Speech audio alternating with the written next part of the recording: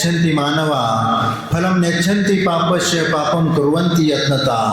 ये संसारी प्राणी हमेशा पुण्य के फल को प्राप्त करना चाहता है, लेकिन पुण्य करना नहीं चाहता। जब भी धर्म करने की बात आती है, संयम ग्रहण करने की बात आती है, व्रत नियम आदि का पालन करने का प्रसंग आता है, तो वह कहता है कि भैया हमारे पास टाइम नहीं है, मैं ये कर नहीं सकता।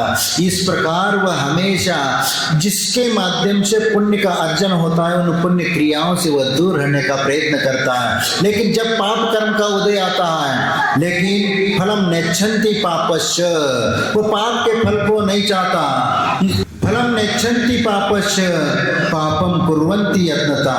यह संसारी प्राणी पाप के फल को तो चाहता नहीं, लेकिन पाप करता चला जाता है, और इसीलिए वह जीवन में, संसार में वह दुखी नजर आता है। क्योंकि जब पाप कर्म का उदय आता है, तब वह विचार करता है कि मैंने ऐसा कौन सा पाप किया, इस प्रकार का अशुभ कर्म का उदय हुआ, इस प्रकार की बीमारी हुई, इस प्रकार का कष्ट मेरे ऊपर आया, इस प्रकार का संकट मेरे ऊपर आया, इस प्रकार का वह विचार करता है। लेकिन वह कभी ये विचार नहीं करता, जब धर्म करने की बात आई थी, जब संयम ग्रहण करने की बात आई थी, जिनेंद्र भगवान का दर्शन पूजन पाठ करने की बात आई थी, उस समय तो तुम्हारे पास टाइम नहीं था। लेकिन अशुभ कर्म का उदय आया तो उस समय भगवान याद आ जाते हैं, भगवान मैंने ऐसा कौन सा पाप किया है।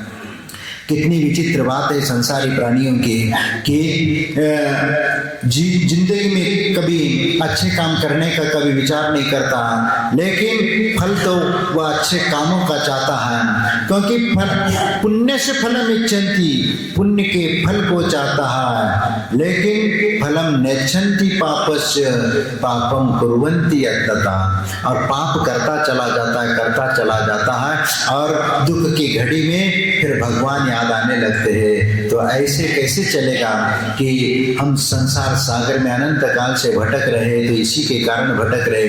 लेकिन हमने कभी ये विचार नहीं किया कि इस प्रकार इन पापों से, इन दुखों से छुटकारा हमें कैसे मिलेगा। लेकिन हम सोचते हैं कि धर्म करने से और पूजा पाठ अनुष्ठान करने से हमारा आत्मा का उद्धार हो जाएगा।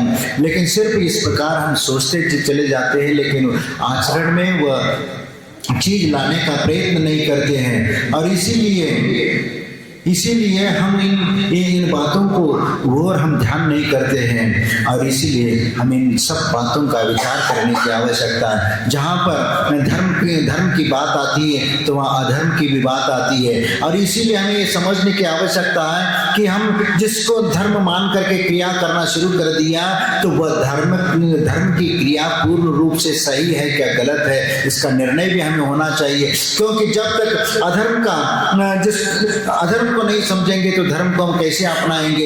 इसलिए धर्म को समझने के लिए, धर्म को क्रिया करने के लिए हमें अधर्म को भी समझने की आवश्यकता है। क्योंकि कई बार ऐसे होते, धर्म के नाम से हम ऐसे बहुत सारी क्रिया करते चले जाते, लेकिन हो सकता है वह क्रिया हमारे दृष्टि में हम धर्म कर रहे हैं, लेकिन वह दूसरों की दृष्टि में हो सकता है आप पाप कर रहे हो। इसलिए कई बार होता है कि हाँ, पूर्व जीवन में हमने भी किसी के ज्ञानार्जन में हम बाधक बन करके खड़े हुए होंगे, तो उसका यह नतीजा कि आज हमें भी उसका फल मिल रहा है। यही तो छोटे मोटे कर्मों का जो उदय होता है, तो ऐसा ही होता है, वो ऐसा ही नहीं होता। क्योंकि कहीं ना कहीं इसका कर्म का कारण हम भी हैं और आप भी है, इसीलिए इस प्रकार का कर्म का उदय सामने आ जाता है। और इसलिए हमें इन बातों का भी ख्याल रखना है कि संसार में मोह माया में फंस करके हम कितने सारे कर्म करते चले जाते हैं, अच्छे बुरे कर्म करते चले जाते हैं, जिसके कारण इस संसार मोह सागर में हम फंस जाते हैं। और इसीलिए हमें इस मोह माया से ऊपर उठना है। जो अशुभ क्रिया करते हैं और कर्म करने का प्रयत्न करते हैं, धर्म क्या अधर्म क्या इसका ज्ञान नहीं रहता, और इसीलिए हम धर्म के नाम पर अधर्म करते चले जाते। उसके साथ जीव हिंसा भी होती हो तो भी हम धर्म मान करके उसको करने लगते हैं। तो यही तो हमारे जीवन में ये अंधकार है। क्योंकि सच्चे देव शास्त्र गुरु का जो वर्णन शास्त्रों में किया गया है, उसको भी हमें समझने की आवश्यकता है। और उसके साथ साथ अधर्म क्या बताया है, मिथ्या दर्शन, मिथ्या ज्ञान, मिथ्या चारित्र्य क्या है, कुगुरु क्या है, इसका सब वर्णन जब तक हम समझ में नहीं आएगा, तब तक हम सही मार्ग पर आगे नहीं बढ़ पाएंगे। इसीलिए हमें धर्म और अधर्म को पहले समझने की आवश्यकता है, क्योंकि धर्म के नाम पर जीवों की हत्या करना या बलि देना ये भी एक हिंसा है, और ये हिंसा का धर्म कभी धर्म नहीं हो सकता, क्योंकि हिंसा करने वाला व्यक्ति धर्म के नाम से यदि वह हिंसा कर रहा है तो भी वह अधर्म है। यह हमें समझ में आने की आवश्यकता है। और यदि मान लीजिए धर्म मान करके कुछ क्रियाएं भी हम ऐसे करते जिसके माध्यम से जीवों की विराधना होती हो या किसी को दूसरों को कष्ट पहुंचता हो, दुख पहुंचता हो, तो वह क्रिया भी वह धार्मिक क्रिया नहीं हो सकती है। इसलिए हमें धर्म को समझने की आवश्यकता है, क्योंकि धर्म को समझाने के लिए यदि बैठेंगे तो महीनों महीनों लग जाएंगे धर्म को स्वरूप को समझने के लिए। लेकिन फिर भी इतना विशाल धर्म की व्याख्या और अधर्म की व्याख्या करते बैठेंगे तो उतना तो कोई भी नहीं समझ पाएगा। इसीलिए धर्म और अधर्म की जहाँ पर बात आती है तो एक बार प्रसंग मुझे याद आ रहा है कि एक बार एक यनार आए आचार्य श्री के पास आया। ये जबलपुर की बात है कि 84 के लगभग की। तो वह आया और आचार्य श्री के पास आकर के निवेदन करता है, कहता है कि गुरुदेव मैं धर्म को जानना चाहता हूँ, आप मुझे धर्म के बारे में समझाइए। लेकिन मेरे पास ज़्यादा टाइम नहीं है, क्योंकि मेरा फ्लाइट का टाइम भी है और मुझे वो फ्लाइट अरेंज करने के लिए वहाँ पर मुझे जाना है। मेरे पास सिर्फ 5 मिनट का समय है, तो 5 मिनट में आप मुझे धर्म समझाइए। आचार्य से सोचने लगे कि भाई उस धर्म को अपनाते अपनाते पूरा जिंदगी निकाल दिया और तुम्हें 5 मिनट में धर्म समझना है। अरे मैं भी इतनी समय से धर्म को स्वयं कर रहा भी, उपदेश भी दे रहा हूँ, फिर भी पूर्ण धर्म का उपदेश अभी नहीं हुआ और न आचरण में आया है, लेकिन फिर भी तुम 5 मिनट में धर्म को समझना चाहते हो। तो भाई विचार तो करना ही पड़ेगा, क्योंकि तुम्हारे पास 5 मिनट का टाइम है, क्योंकि तुम्हारे पास इससे ज़्यादा टाइम नहीं, और 5 मिनट में धर्म समझ करके अब मोक्ष मार्ग में कैसे चलोगे भगवान जाने।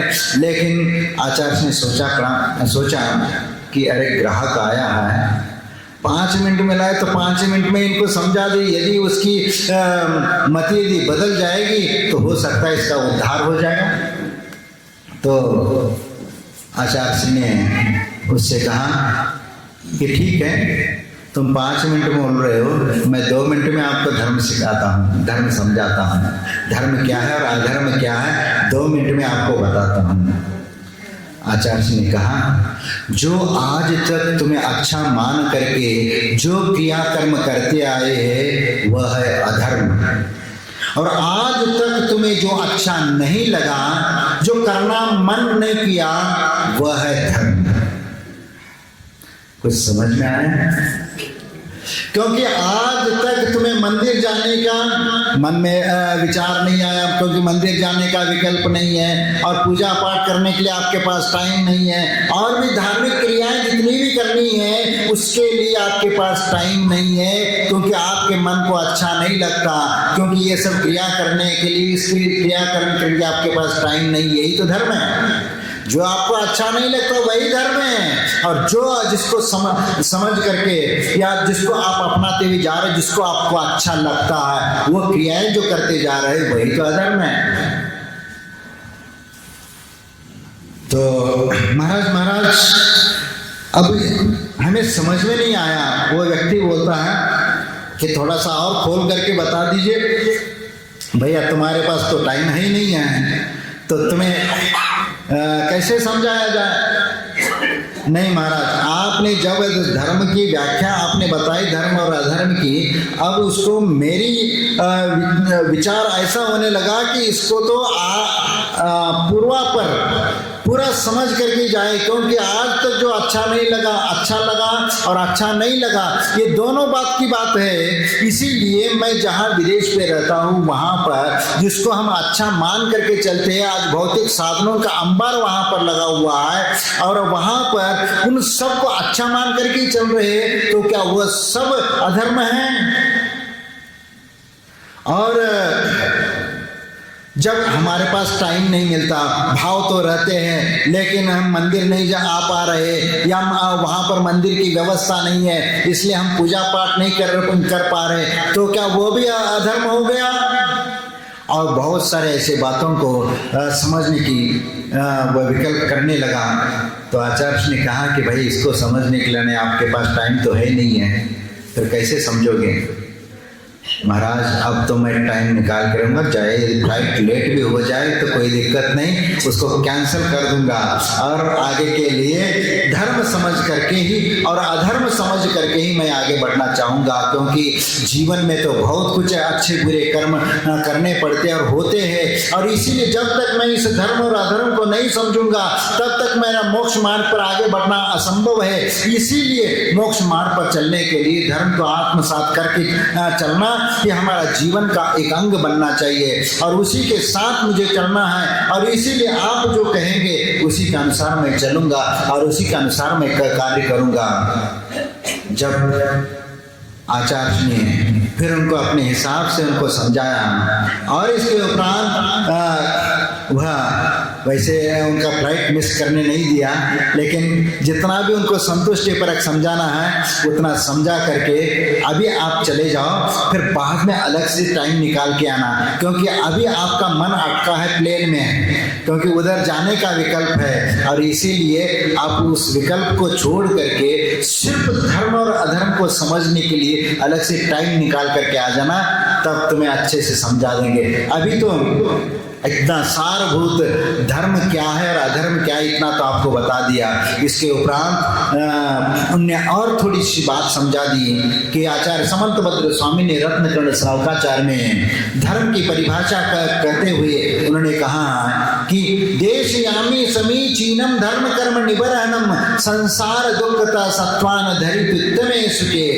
मैं ऐसे समीचीन धर्म का कथन करूंगा जो संसार दुखता सत्वान अथवा कर्म निबरहनम जो सभी कर्मों को नष्ट करने वाला, और कर्मों को नष्ट करके संसार दुखता सत्वान, संसार में जो दुखी आत्माएं हैं, दुखी जीव है, उन जीवों को दुखों से निकाल करके धरित्व में सुखे, जो उत्तम स्थान पर ले जाने वाला है वह है धर्म।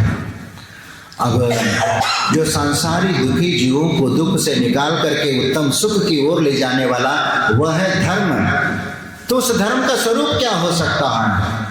और धर्म का स्वरूप समझना है तो उसके साथ अधर्म के स्वरूप को भी हमें समझने की आवश्यकता है, और जब तक अधर्म का स्वरूप नहीं समझ पाएंगे तो धर्म को हम कैसे अपनाएंगे? इसीलिए आचार्य समंतभद्र आगे कहते हैं कि सदृष्टि ज्ञान वृत्तानि धर्मम धर्मेश्वरा विदु यदि प्रत्यनिकानि भवन्ति भवपद्धति।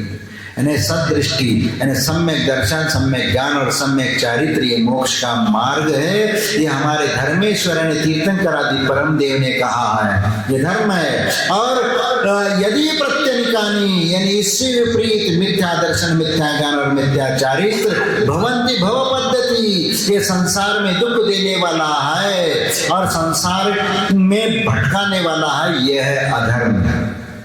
दोनों बातें वहां पर आचार्य समंतभद्र स्वामी ने कहा। धर्म की व्याख्या भी की और अधर्म की व्याख्या की, लेकिन हम आज तक तो सिर्फ धर्म धर्म करते आए, लेकिन अधर्म को हम समझ नहीं पाए कि अधर्म क्या चीज है, और हम जो क्रिया करते चले जा रहे वह धर्म मान करके क्रिया करते जा रहे, इसीलिए वास्तविक धर्म को हम नहीं समझ पा रहे, इसीलिए हम संसार सागर में अनेक प्रकार के दुखों को भोगते हुए भटक रहे हैं। इन संसार के भटकन से हमें बचना है तो हमें इस धर्म को समझना पड़ेगा, और इस धर्म को भी समझ के हुए हमें आगे चलना पड़ेगा, क्योंकि सम्यक दर्शन, सम्यक ज्ञान, सम्यक चारित्र क्या है और इनका स्वरूप क्या है ये समझना हमें आवश्यक है।